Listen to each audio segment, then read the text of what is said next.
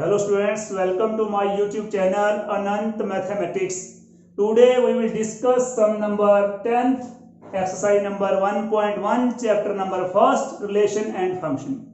Okay students, तो sum number 10th में हमने क्या करना है? Give an example of a relation which is, इसमें क्या है, कुछ एक आपने एग्जाम्पल देने हैं, ठीक है, कंडीशन आपको दे रखी है, उनसे रिलेटेड रिलेशन के एग्जाम्पल देंगे, जो कंडीशन दे रखी है उसके अकॉर्डिंग उनसे रिलेटेड। ओके, तो ध्यान देना, इसे करने का बेनिफिट ये है कि आपको काफी कुछ मालूम पड़ जाएगा कि कौन सा रिलेशन कब सिमेट्रिक होता है लेकिन रिफ्लेक्सिव ट्रांसटिव नहीं होता है, कब ट्रांसटिव होता है लेकिन रिफ्लेक्सिव सिमेट्रिक नहीं होता है, कब रिफ्लेक्सिव होता है और सिमेट्रिक होता है लेकिन ट्रांसटिव नहीं होता, कब कोई रिलेशन रिफ्लेक्सिव रहेगा, ट्रांसटिव रहेगा लेकिन सिमेट्रिक नहीं रहेगा, कब कोई रिलेशन सिमेट्रिक है, ट्रांसटिव है लेकिन रिफ्लेक्सिव नहीं है। ओके, तो इन कंडीशन के अकॉर्डिंग ही आपने इनके एग्जांपल देने हैं। इस क्वेश्चन के डिफरेंट आंसर हो सकते हैं, आपका आंसर कोई और हो सकता है, मेरा आंसर कोई और हो सकता है, तो आप कोई भी एग्जांपल उठा सकते हैं। तो मैंने यहाँ पर फर्स्ट जो कंडीशन है उसका एग्जांपल लिया है।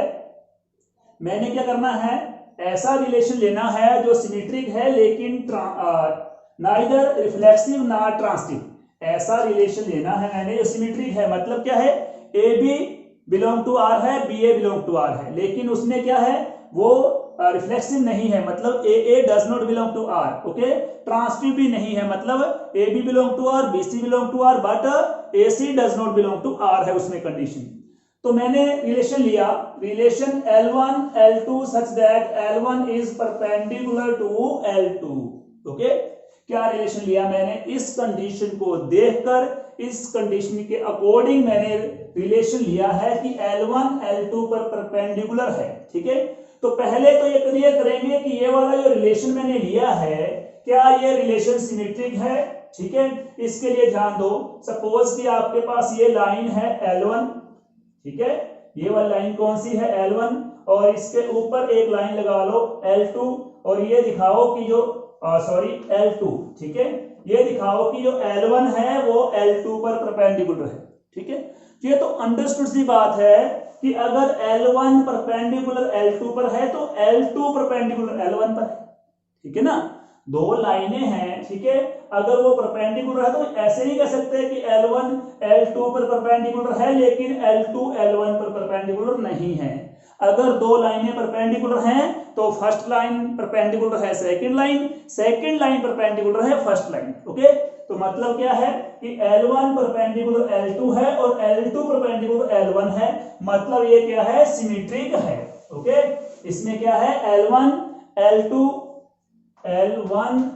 बिलोंग टू R बनता है, ठीक है, और इसमें L1 बिलोंग टू R भी बनता है। क्यों बनता है, क्योंकि L1 अगर L2 पर परपेंडिकुलर है तो L2 L1 पर परपेंडिकुलर है। ठीक है, तो सिमेट्रिक है, लेकिन ये रिफ्लेक्सिव नहीं है और ट्रांसटिव नहीं है।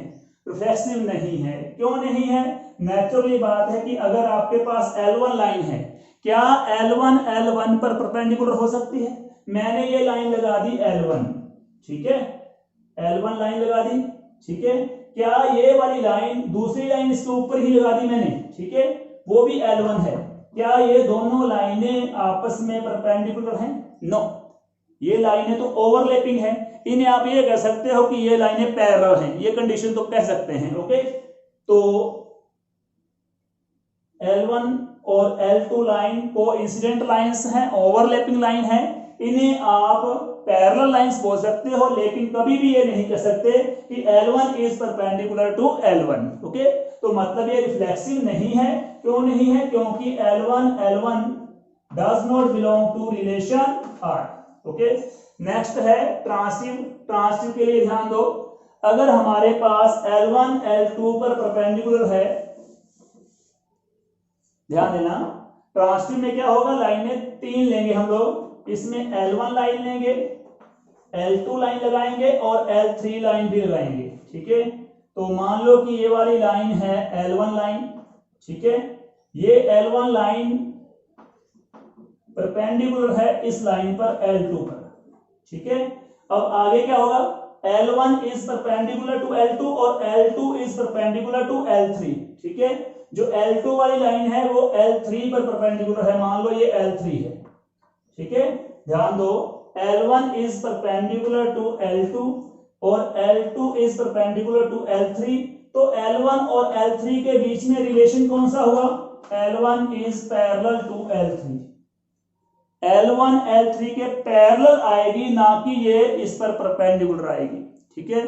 दोबारा से ध्यान से सुन लो, इस कंडीशन के अकॉर्डिंग मैंने एग्जांपल रखा है L1 is perpendicular to L2, ठीक है। ये रिलेशन लिया L1 is perpendicular to L2, ये वाला रिलेशन सिमेट्रिक है। सिमेट्रिक क्यों है, क्योंकि L1 अगर L2 पर परपेंडिकुलर है तो L2 L1 पर भी है, ठीक है। लेकिन ये रिफ्लेक्सिव नहीं है, क्योंकि कोई भी लाइन अपने आप के ऊपर परपेंडिकुलर नहीं हो सकती, ठीक है। तो रिफ्लेक्सिव में क्या होगा, दोनों ही लाइनें सेम लेंगी, L1 के साथ L1 आता है, L2 के साथ L2 आता है, L3 के साथ L3 आता है उसमें, ठीक है। तो कोई भी लाइन अपने आप पर परपेंडिकुलर पॉसिबल नहीं है, तो मतलब ये रिफ्लेक्सिव नहीं है। ट्रांसिटिव के लिए मैंने शो कर दिया डायग्राम से, L1 L2 पर परपेंडिकुलर है और L2 L3 पर परपेंडिकुलर है। तो आप यहां पर देख सकते हो कि L1 और L3 क्या है, आपस में पैरेलल हैं। क्यों पैरेलल, ये एंगल 90 का है, ये एंगल 90 का है, कोरस्पॉन्डिंग एंगल इक्वल है, ये ट्रांसवर्स माना जाएगा। तो अगर कोरस्पॉन्डिंग एंगल इक्वल है तो ये लाइनें क्या हो गई, पैरेलल हो गई, ठीक है। तो मतलब पैरेलल है, परपेंडिकुलर नहीं है, मतलब ये ट्रांसिटिव भी नहीं है, ओके। तो ये था एग्जांपल नंबर फर्स्ट। तो सेकंड एग्जांपल में कंडीशन आपने रखनी है, relation must be transitive, relation transitive होना चाहिए, but neither reflexive nor symmetric, मतलब रिफ्लेक्सिव सिमेट्रिक नहीं होना चाहिए।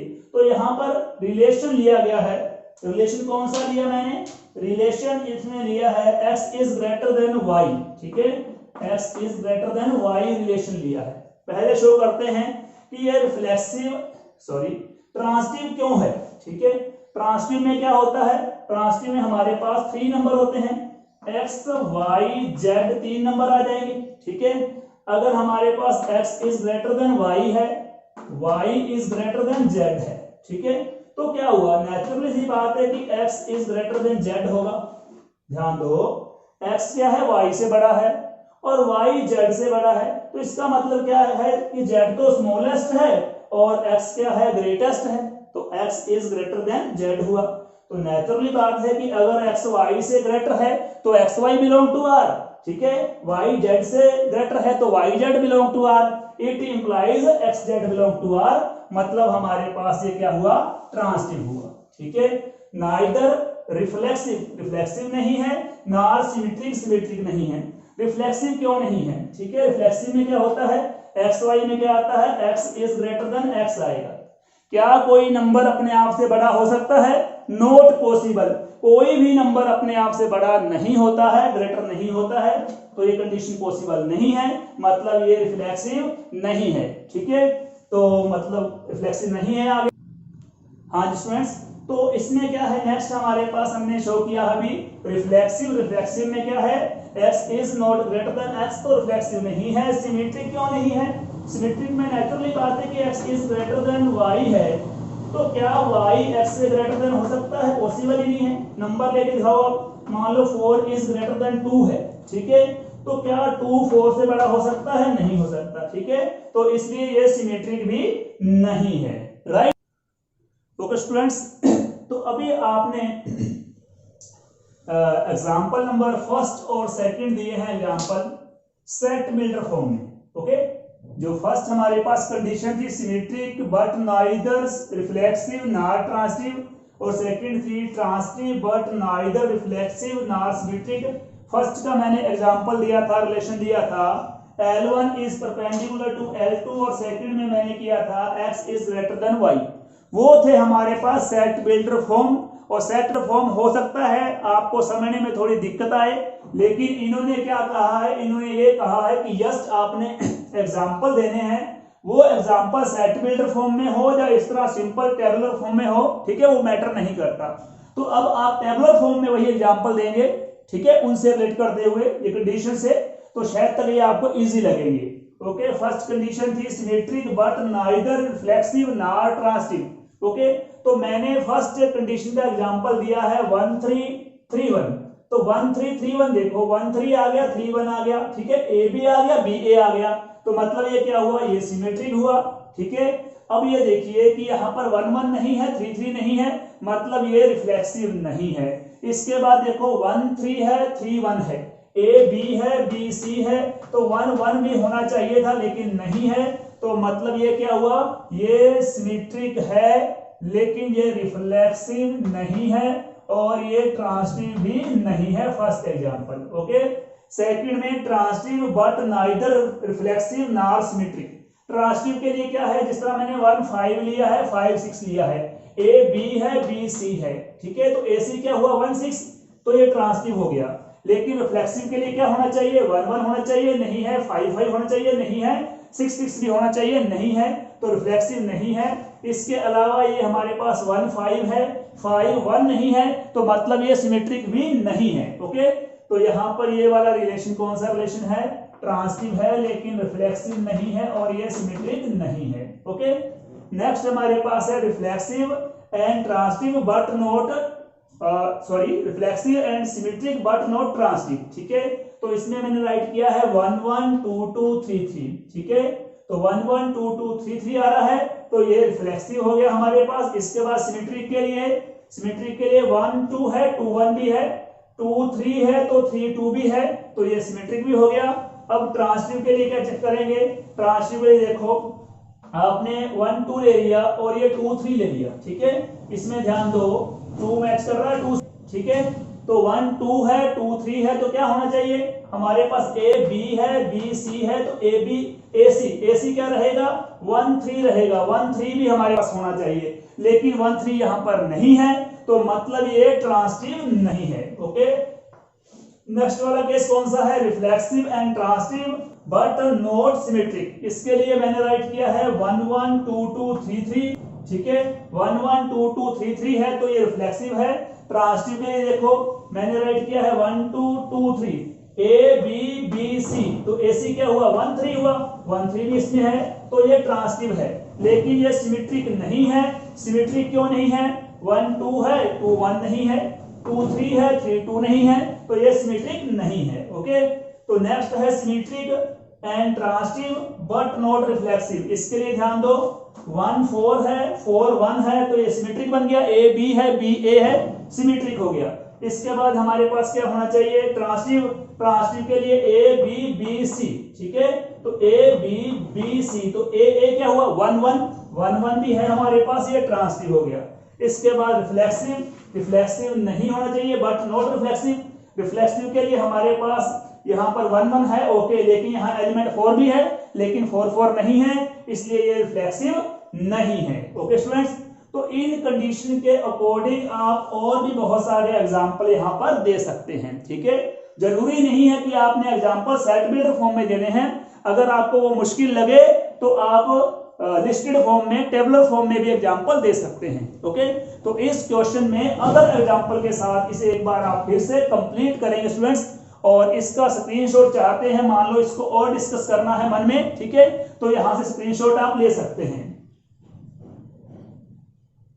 ओके स्टूडेंट्स, तो ये था sum number 10th exercise number 1.1। Okay, all the best, thank you so much.